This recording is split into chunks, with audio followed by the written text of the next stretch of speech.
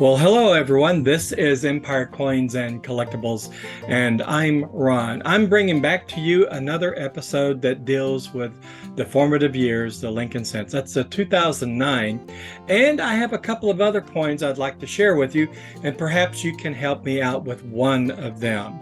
But before we get started, please, if you could, like, share, and subscribe. That will help us grow our channel. And thank you all to those that have already subscribed. We're well on our way to meeting our next goal of 450 subscribers. All right, so we're going to be talking about, as I mentioned earlier, the Lincoln Cents formative years, the 2009. I have kind of a unique error to show you, and there's three examples. I procured a number of these from different sources. One you already know, Michael Forder, and then I sent out to another eBay seller who had some listed, I think three of them, and I bought all three of them. I thought they were a pretty good price. These coins are kind of unique, and I will be getting them certified at some point in the future. I think I've got one order still yet to come in, and once I get that one in, we'll do an unboxing, but I've got a couple of more orders ready to go to send out to Annex. And as you guys may remember, I do enjoy sending my coins out to Annex. They're fairly fast. You know, it takes 4 or 5 weeks. There's not these long durations of waits. They're well respected in the organization, the coin collecting organization. They're not considered a PCGS or an NGC, but I would say that they're a close second. They're an excellent organization. And if you want to have your coins certified fairly inexpensively, but accurately graded with the errors and varieties identified, perhaps Annex is for you. Okay, I'm going to switch the cameras and give you a view on the pad of the coins I've got to share with you. You're not going to be able to tell much about them until I put them under the coin microscope. So let's go ahead and get started. I'm going to switch over right quick. So where's my camera? Here it is. We're going to go to this one, and you should be seeing 2 quarters and 3 cents. Now, these 2 quarters I did buy and receive recently from eBay sellers, and you can't really tell. I think we've just lost it. I'll pick it up in just a moment. The focus just went out. You spend so much time preparing, and then the focus doesn't work for you. So I'm going to pick this up and see if I can bring it in focus. Will it come into focus? There it is. And I want you guys to look. You know, that's very suspicious. We're going to take a look at that in just a moment. If you look right up here, maybe I should point it out and be consistent right there. Either it's a damaged planchet, or when it was minted, it was split. So we'll take a closer look. Or it could be after mint damage too. I hope it's not the latter, but in any case, it will be going out unless you tell me otherwise. Now there's this one that I just received, and you can't tell a whole lot about it. It's got a weak strike in certain places, but there's something very special, I think, about this quarter. And again, these are modern issues. You can find them in pocket change, and if you do, you may have a coin worth money, or perhaps a coin worth selling. Now, these 3 cents are all the same, and I'm going to ask you a question about these cents. What does Lincoln Cents and Catfish have in common? There's a conundrum or a riddle. What do Lincoln Cents and Catfish have in common? I don't think that jewel is going to, I don't think it's going to focus for me. But I'll put it right back down. And we're going to get to that one, these 3 actually. We'll get to these 3 in just a moment. I really want to interrogate and look at these quarters. Notice the word I used, interrogate. It just seems to me that if I say I want to look at the coins, it's a rather passive activity. But if I say I want to interrogate the coin, that means I'm throwing energy into it. I'm looking at it very closely. I'm trying to determine something about the coin, and I'm actively engaged with the coin. So only when I interrogate the coin is when I get some type of results, or I can see something about the coin. So let me put it under the coin microscope. There we go. I think I can perhaps get a little lower and a little closer. So let's do that. We may have to bring it back into focus as we do it. Still looks pretty good, doesn't it? Okay. Now, it's kind of interesting. I'm going to play around with the light here. It's kind of interesting that I procured this coin, quote, as a die crack. Clearly, this is not a die crack, or at least I don't think it is. This coin is a damage to the planchet. So I really think the question becomes, if it's a damage to the planchet, meaning it's a split planchet, did that occur in the minting process, or did it occur after it left the mint? If it occurred after it left the mint, it's worth nothing but 25 cents. And I probably lost a few bucks. But if it happened at the mint, maybe the pressure was too great when it struck the coin, then perhaps I've got something that is really interesting and for me to keep in my collection. And it was very interesting to the collecting community. So notice the "In God We Trust" is not well struck. And if you took an eye loop to this, on this side, you can see into the planchet. I'm going to rotate it a bit. But if you look at the other side, it looks like it's got a ridge associated with it. So I'm not sure, but I don't know. I mean, you guys have got to tell me. Give me some guidance here. Is this a mint damage coin during the process of creating it, or did it happen after it left the mint? Now, so you can see that ridge now really good, and it sticks up on this side, the faceward side of the split. When I say faceward, the side that most of the Washington's face is on. There's a ridge right there. But again, and look how clean the other side is, right? It seems to me that if it's split, there wouldn't be any rise on either side. So this is a conundrum. I bought it entirely for what I thought was an error. And when you look at the pictures primarily on eBay as it was presented, it looked like a die crack because all you could see was that ridge. But when I received it, clearly the planchet is split, or the coin is split. But if it had happened outside the mint, here's perhaps another clue. Then we would probably see some damage to the actual strike on this side of the coin, right? So perhaps it did occur when it was struck. That is my hope. I'll learn something when I do send it in for certification. If it comes back as a split planchet at the mint, created by the mint, then I've got something and I've learned something. If it comes back as post-mint damage, I've got a lesson learned there too. And it cost me a few bucks, not much, but a few bucks. Okay, it's very interesting. There's nothing else really eye-catching on this coin, but what I'm going to do is go lower and see if I get you a better look so you can see what I say when I say you can actually look into that split. Let's bring it back into focus. So you can actually see in this area up here into the coin. Turn it a little bit for you so you get a good look at it. And here you can see on the faceward side that ridge of metal. Now, maybe if that were done with a sharp blade, maybe it could have been created post-mint. But I'm thinking if it were, the metal rise would be on each side of that split. I am absolutely unsure at this point. You can see that there was perhaps some grease error over here because N is almost gone. All right. Okay, enough of that coin. Let's go back to the tray. Okay, so we're going to take this and put it right back. And we're going to take this one.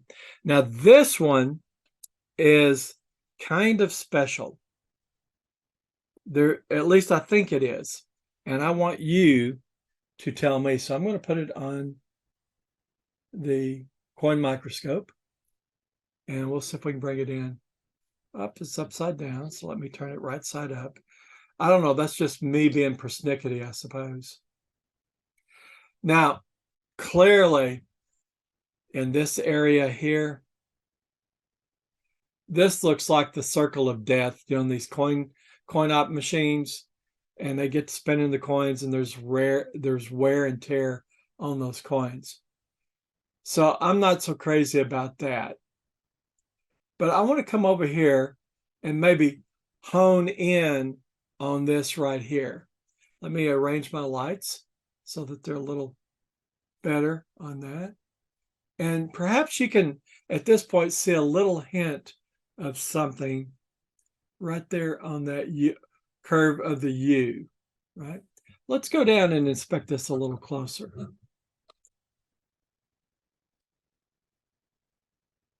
Let me bring it back into focus. Okay, so now if you look at the U and the N, look at right there where the U curves out. And then on the inside of the U, right there on the right leg of that U. And then look at the N. There's some imaging of the N that mirrors it on the left-hand side and right there on the downward slope of the bottom of the N. And then also look up here. Now, it's either machine doubling or it's something more. It could be a double die. I'm less confident on the latter because I've seen some pretty remarkable machine doubling that I thought was double die, and it would come back as not double die. It would be more likely machine doubling. It's interesting though, most of the grading services rarely put machine doubling as a condition on the coin. It'll either be a double die or it'll come back as nothing. And I think they're just being very conservative. There's some remarkable machine doubling that I would like to get annotated on the graded slab on coins that I have, but they just don't do that quite often. So you can see what I'm talking about. So this coin is really probably not worth a whole lot of money because of all this damage here. I'm just going around the circle. That circle of death created by the coin operations when they put these things in the machines. But down here, look at this. Look at that right there. Now, are we seeing machine doubling down here? Or are we seeing something else? What do you think? You see a shadow of the, what is that? S.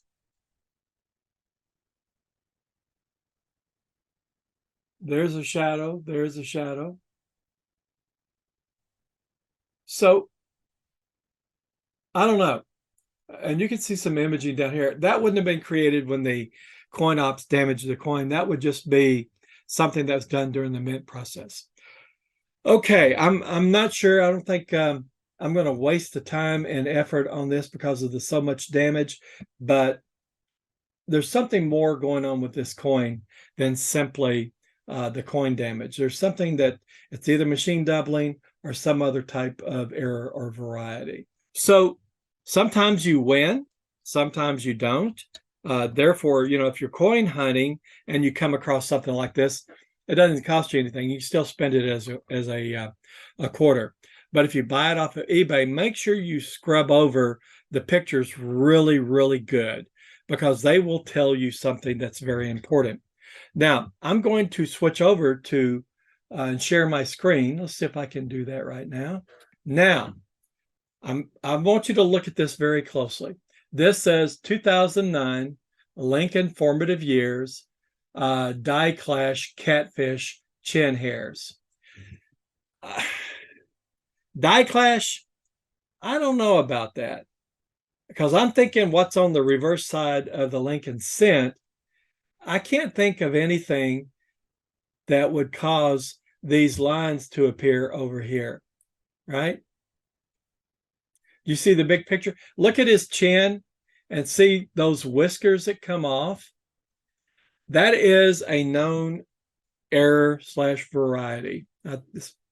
It's in the die itself, so it's more likely a variety, not an error. And I have 3 examples of that I've acquired. And if these things are highly rated, meaning they get an MS68 or up, they're worth a few dollars, quite a few dollars if you can get them certified. But you can see you can buy one relatively inexpensive, or you can find one. If you find one, that's a penny that turns into $7.50. I've seen examples of this rated MS68, and there was a price put on it of in excess of $300. You got to, I guess, be very careful of the unsold listings. You want to go to the sold listings.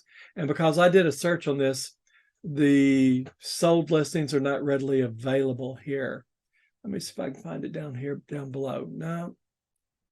Okay, I should have prepared that before I got on. But in any case, what we're going to do is, now that you've seen a really good picture on eBay and a listing on eBay, let's go look at the ones that I bought. And I didn't pay $7.50 each for these. All right, so let's go change the camera. Now, see, it's not as prevalent as what you'd see on that painting, I mean, on that listing. But here you get a pretty good look at it. We're going to go down a little bit more. We're going to bring it into focus. You can see it right there. And I'm going to play around with the right light. There we go. There we go. So you can actually see the catfish whiskers coming down from his chin. Now, this is kind of interesting in that if you're not looking closely at the coin, you might miss this. You've got to have it in good light, and you need to be turning it over and over and over so that you can see if there's anything that comes out that's visible. Oops, I just moved it around. Come on back here. Yeah, so you can see that really good right there. That's really a good presentation of that error. Now, what I'm going to do real quickly is I'm going to take that one off, and I'm going to put the second one on there. So this is number 2. And, you know, if it looks exactly the same, then you can be assured that it is a imprinted on the die itself. So there's his chin. And look, there it is. It does look remarkably the same. This one may be a little more robust in it, right? So that means that this error is from the die. Something happened to the die, whether it's a die clash, I don't think so, or it's something else. It is on the die. There you go. You can see it really good there. So that was coin number 2. Now, the coin looks in really, really good shape. I've looked it over. I'm not going to smoke it over too much. We're not even going to look at the backside. The backside's in really good shape. There's nothing going on the backside. But this coin could be probably certified for, you know, maybe at least an MS65. It's in really good shape. Now, here's the third one. And you'll find that it should look exactly like the other 2. So we're going to slide it up there. And there it is. And you can see the catfish whiskers coming out of Lincoln's chin. So now, for you coin collectors out there, if you get a roll of Philadelphia 2009 Lincoln Formative Years, what you're going to be able to do is not just look for doubled dies on the reverse. If there's any number of double die reverse varieties, there are die cracks on the reverse. there are die cracks on the obverse. And there's this catfish whiskers error, or cat whiskers error or variety. So the coins that you might get a roll and not see the double die, but if the coins have the whiskers, then that roll could be worth quite a bit of money, a few $100s, the roll itself, if all of them have those catfish whiskers. All right. I thought this would be of interest to you. I'm going to go back to the main camera and we're going to do the wrap up. So here's the thing about all of that. If you're not out there looking, you're not finding. And that's our motto of our channel. You've got to be looking, throwing yourself into the collecting of the coins, into the inspection of the coins. You don't want to simply be looking at them. You want to be interrogating the coins so that you can see all that the coin has to tell you. And you will be surprised the stories it will tell. And you'll find any number of amazing varieties and eras. And so, my friends, with that, we're going to leave it with you. I will say this, good hunting out there, and of course, be careful and happy holidays.